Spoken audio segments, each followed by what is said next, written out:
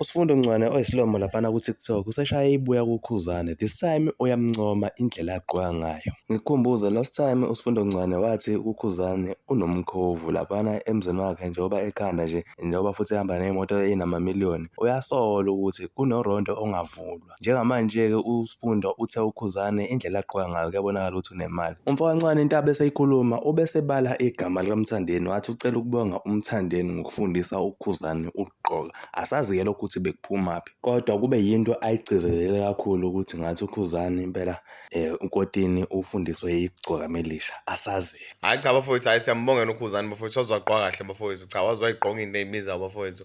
Cha ngiyaqala ukubona uKhuzani egqoka into ebizayo nje ngempela. Jwayele ukimbona egqoka oJonathan D, ikhipha ey'shibhile, ikhipha zey'hlanu. Cha kodwa namhlanje hayi cha ubekile phela.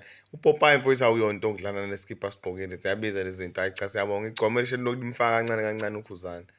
Leli thuba bafowethu sibonge kuMthandeni mfowabo Manqele ukuthi efundise uKhuzani ukuthi kugqokwa kanjani, mekugqokwa indwangu iqondaniswa kanjani. Siyabonga Mthandeni, usebenza umsebenzi omkhulu. Amahloni kimi.